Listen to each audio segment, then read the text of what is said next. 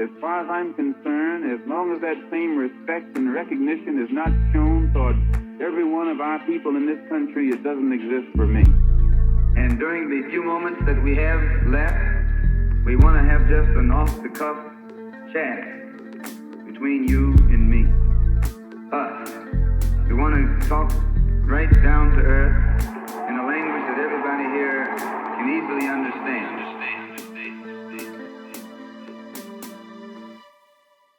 Super interesting, dope episode, guys, for you lot today. And with someone that has in their Twitter bio, President of Gen Z. That's a very bold claim, bro. Tell me how that came about and why you call yourself President of Gen Z. I like it. I think it just added a little extra amazingness to my Twitter bio. No, I don't think I'm the president of Gen Z, but I do, see myself as one of the leading voices of our generation, of Generation Z, and politics specifically. And I'm just really glad to see what our generation does. There's a lot of new voices, bold voices out there coming from Mhm. Gen Z, and we have a lot to offer. What do you think are like the kind of characteristics of someone who's Gen Z and politically engaged?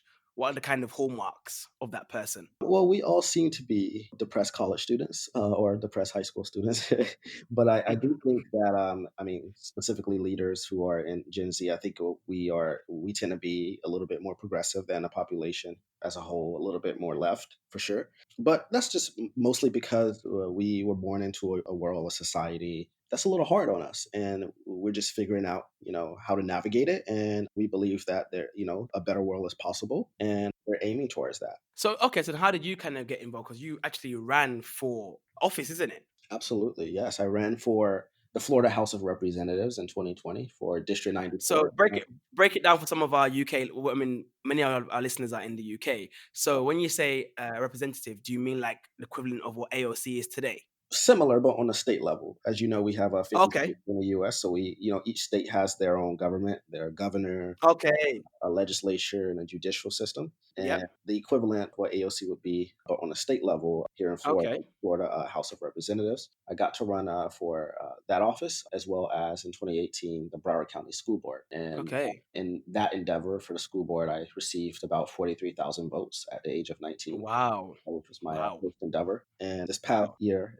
in a smaller race, a race just as important, received close to 10,000 votes as the runner-up for state representative. And Wow. the role of a state representative here is to write and pass laws and represent our community at the Capitol. And I know we'll get to talk about my agenda a little bit in this Yeah. recording, but I definitely think we just had an amazing opportunity, my campaign, to really talk about a lot of different issues this year that we're facing, from COVID-19 to housing to just so much. hmm I'm absolutely impressed. I mean, I'm 27 and I've someone who's been in. Well, I was in youth parliament when I was younger, and I've always tried to be politically engaged. But to see like you doing it at a national level, like how did you get to where you are? Basically, what are the things? What are your motivations? What are your inspirations? Let's go through that. Yeah, absolutely. So I started in politics around 11 or 12 years old. I know it's really early. 11. Yeah, I started by writing letters and correspondence to my mayors and city commissioners and politicians here in my community. I started by Yeah. doing that, and at that time they would write back, they would write letters back, they would write correspondence back to me. And at that time I was a young person, so that really inspired me. And it was also close to around the You time. was you was a young person, or you're still a young person? I'm still a young person, but I was a really Exactly. young, Exactly. very young. But I guess my biggest inspiration was the 2008 presidential election when Barack Yep. was elected president, the first Black president here in the United Yep. States. I was a young boy. I was at that time around 9 years old. And Wow. although I didn't have like a super big interest developed in politics, I was just very, intrigued by the fact that he was the first African American president. And, being Yeah. a young person of color who were facing adversities at that time, and that really inspired me to just dream bigger. And I Mm. say that was one of my inspirations to public service before politics, which was amazing. And from that point on, I remained involved, going to government meetings, participating, organizing, and eventually running for office. I mean, that's an amazing story. I think it's quite interesting you hear that because I've often said on this podcast in previous episodes that my inspiration to get into politics is also Obama. I mean, we can speak about how many of our hearts were broken once he became president, but I definitely think the impetus Yeah. would kind of led us to kind of get involved in politics was definitely his election. So I'm definitely with you on that. I'm with you on that. So carry on. Okay, cool. So you're kind of politically engaged, 11, 13. You carry on, and then what's the process of you to get to running for a state representative? Well, How did you get to that? Well, I had run for the school board, and that was my first ever race for office, and extremely, it was extremely challenging then at that time as well because I was younger. It was my first time running at that time, and because Mm-hmm. I didn't have the ability to raise money like all the other candidates, and I learned a lot, Mm-hmm. and I figured out I had a lot of strengths and talents that I didn't know I had deep down inside, and it resonated with a lot of people. And I wasn't Mm-hmm. planning on running again, to be honest. I was planning on just going to college, just sitting back for a while. I thought, hey, I started so early and I got my name out there. I could just afford to wait a few years and come back Yes. for a second run, maybe when I'm 25 or something. But no, I Yeah. saw, there were just so many issues in my community. And I thought, why not take the time and opportunity to put myself forward? And then, I announced at that time. And then COVID-19 hit. And COVID-19 was really Mm-hmm. a big wake up call, both for me, for our community, for our entire country. I mean, it really changed the way I saw my role in the race that I was running. It changed from just being about, just public service and being about running for office to help people, and became more about let's talk about these issues that are really, coming to light, these gleaming inequalities and inequities we're seeing Mm-hmm. in our country, just really broadly. This is the perfect time to talk about those issues. This is the perfect time to bring real bold solutions for it. So the process of it was, it was difficult like before, but it was a lot easier because I was no longer a rookie. I was no longer a new candidate. Second time run, Mm-hmm. raising money was so much easier. It got a little difficult after COVID, obviously, because Of course. a lot of people lost their jobs and they weren't able to Yeah. contribute as much money. But even then, we raised close to $60,000. The Wow. year before, the cycle before, I had only raised about 16,000. So we raised more Wow. than three times the money we raised before. We got so much support. We got national and international media attention. Our message just went out all over the world to people, and I see it eventually got to you as well, which is great. We just No, absolutely, absolutely. I mean, the thing is, when I saw 21-year-old running for office, I did all my kind of googling searches. I saw some of your speeches, and I'm like, wow, like I'm impressed. I mean, I'm always trying to get people involved. Maybe I don't personally believe that the only way to kind of achieve change is through elected officials. Nor do I believe that the political process is the only way you can kind of change things. However, I do love seeing people being, especially people our generation. But first and foremost, since you're the president of Gen Z, I'm born in '93. Am I involved in Gen Z as well? Or have I missed it? I think you might have missed it, but we can give you an honorary Gen Z card. We can give you Okay. Wow. You're making me sound like a senior citizen. they But say yes. everybody older than ourselves are just boomers. We see everybody older than boomers. Okay, don't okay boomer me, all right? No, but absolutely no. So again, so when I saw your story, I thought, no, this is really impressive, man. To see someone actually run for office at a national, a government level was absolutely impressive. So thank you, man. Thank you for kind of being the force that you are. But I'm gonna have to not push back. Sorry, I'm gonna have to ask. In your bio, it says queer, queer, and then you have the pronouns which you like to be identified with. I'm assuming he and they. Yeah. What was the reaction to that, to what you identify as and being in the role that you kind of find yourself in terms of running for office? It was different. I mean, I have a district that has one of the largest LGBT populations in the country, and Okay. we have I, this might sound very amateur. Sorry to cut you off, but when we say queer, what does that even mean? we know that includes LGBT people, but queer is more encompassing umbrella term, especially for people who their identity or their sexual orientation may be a little bit more complicated than one single Okay. label or one single term. Like someone just puts gay Okay. or lesbian or bisexual on it, and it might not describe their full identity. Whereas I could be a gay man and also non-binary. So Okay. it's encompassing, and then it also allows there to be more inclusion, especially for people who just know they're not heterosexual, but they're not entirely sure, what they're. Oh, okay.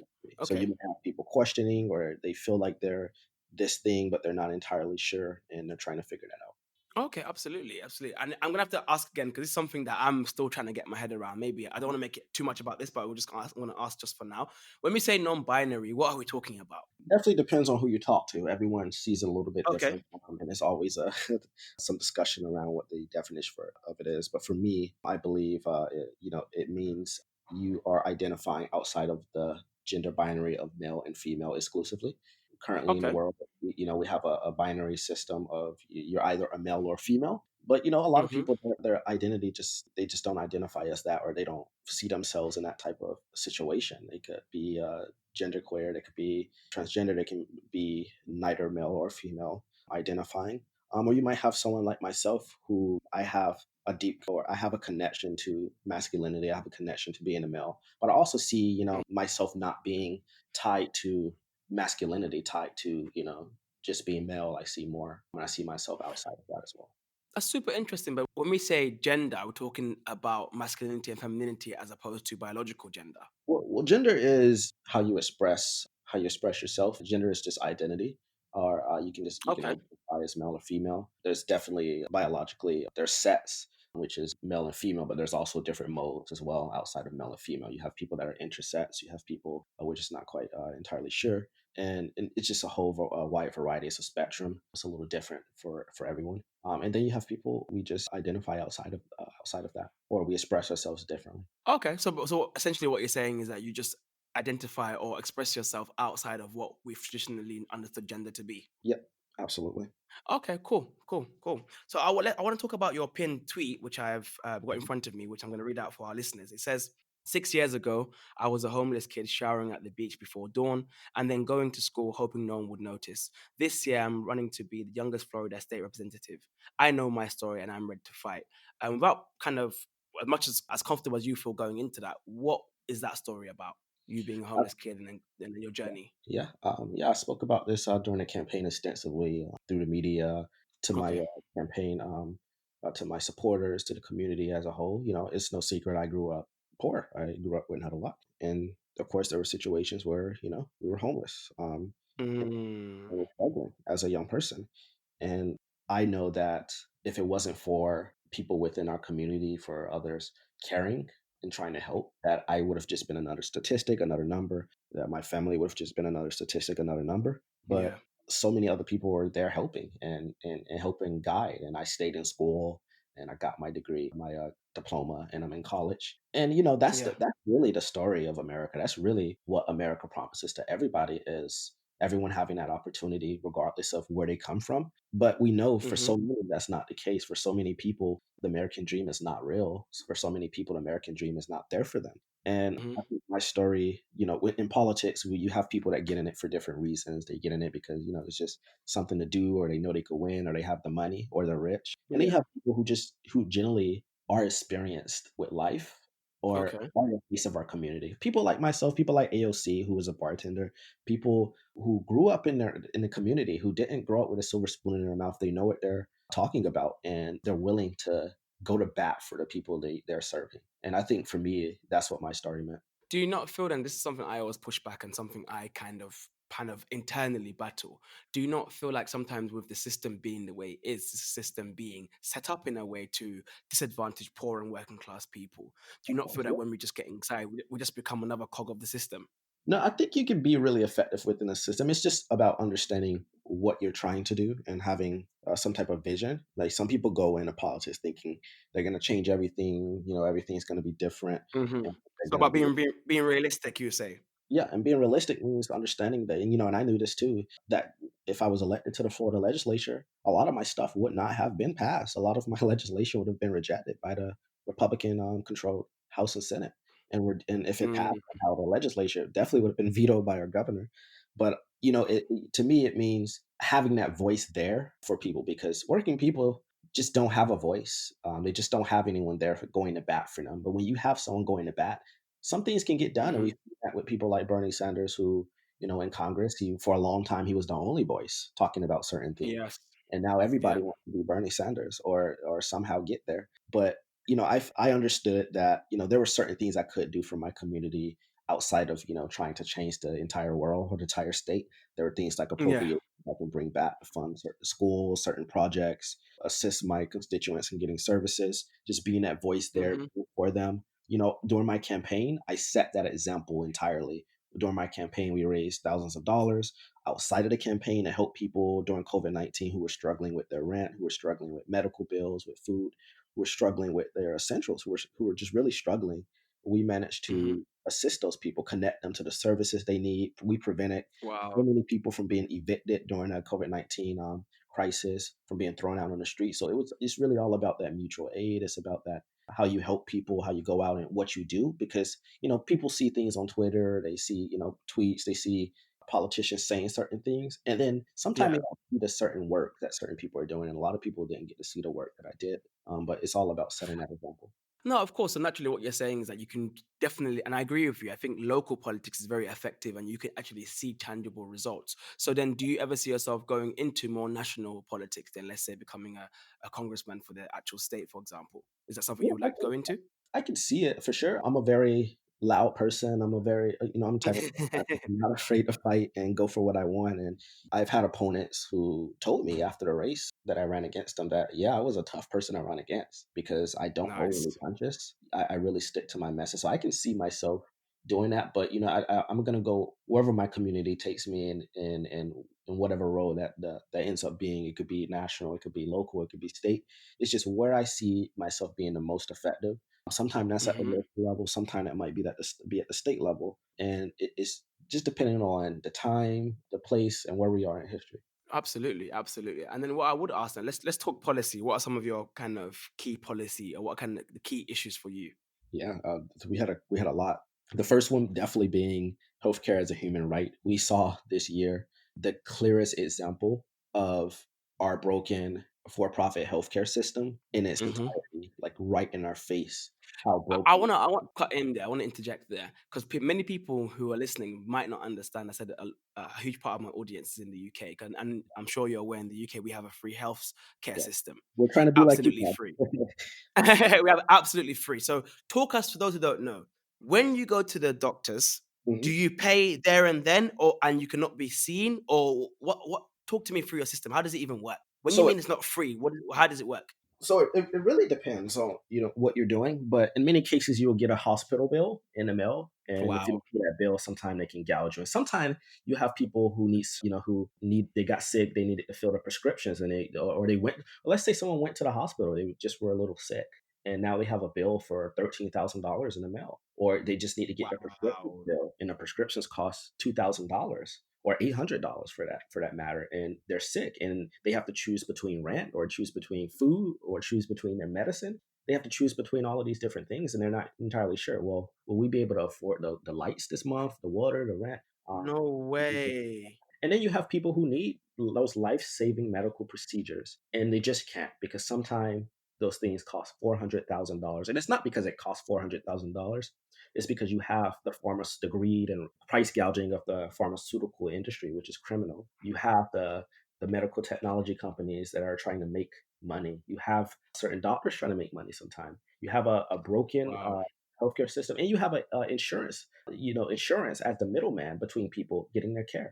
People, should be able to just go to the doctor like they do in the UK and other places and just get the care. But here we have a So middle. are you actually saying people are actually dying because they cannot full treatment?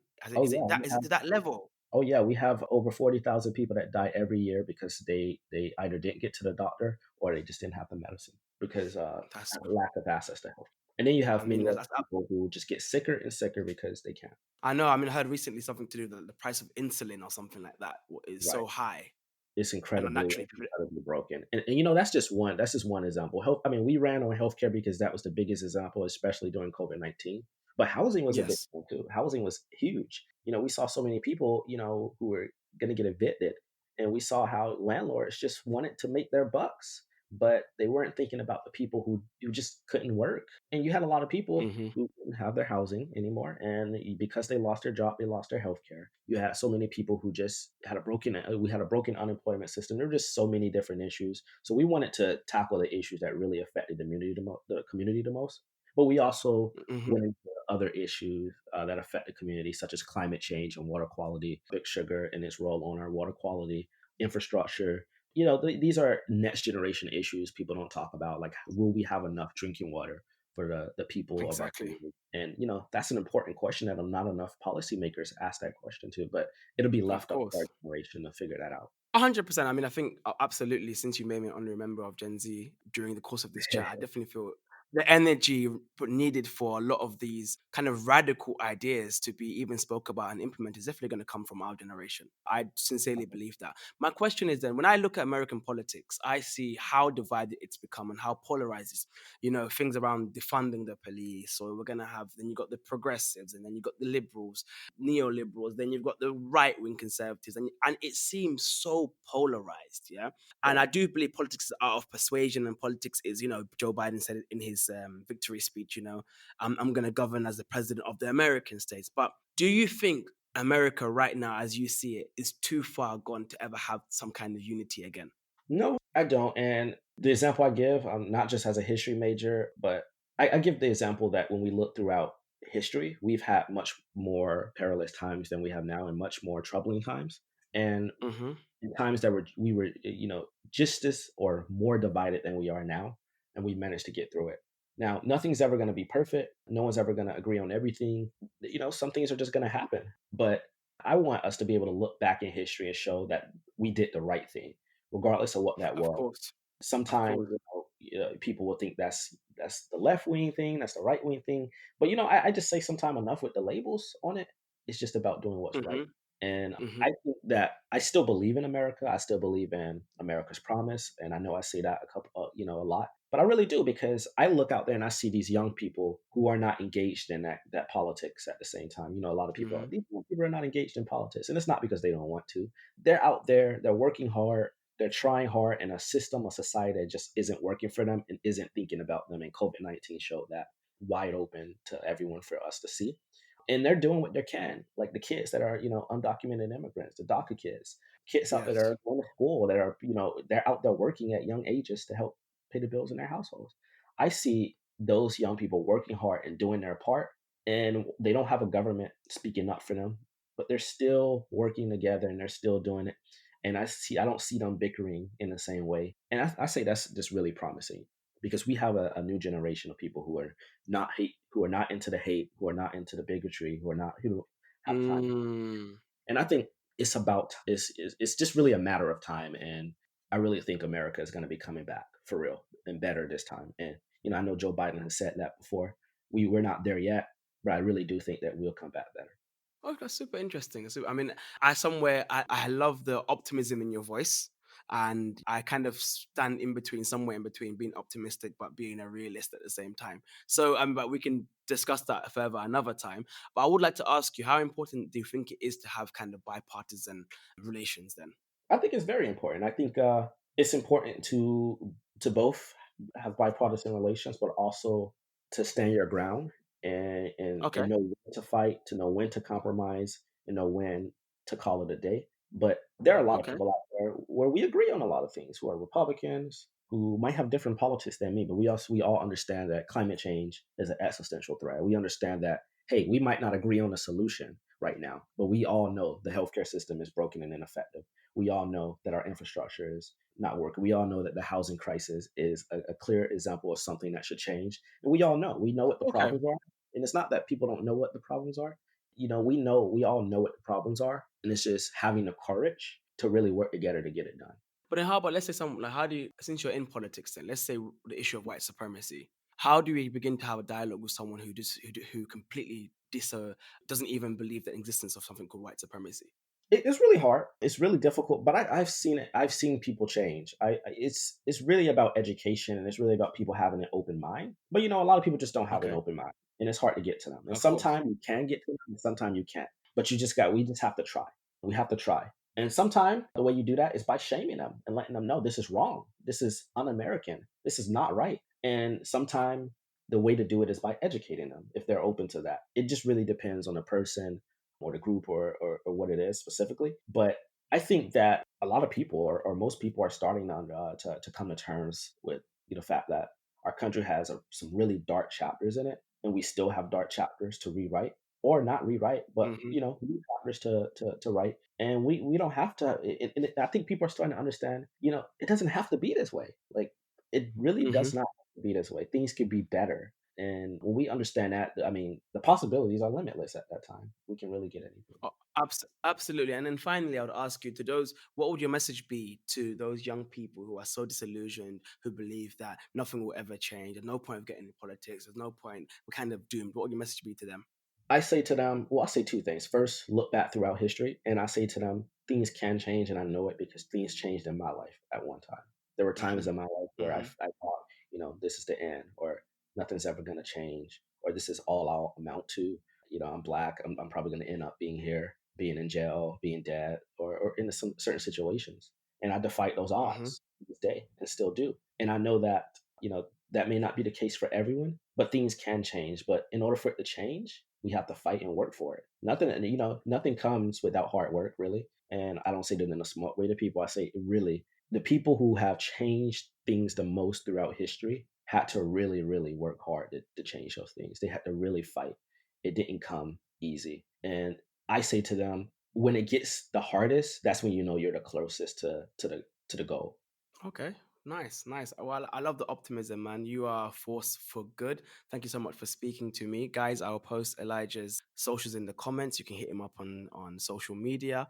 You're listening to the Malcolm Effect. Please like, comment, subscribe, whether that's on YouTube, Spotify, or Apple Podcasts. Until next time, thanks so much for speaking to me, bro. Absolutely. Thank you for having me on.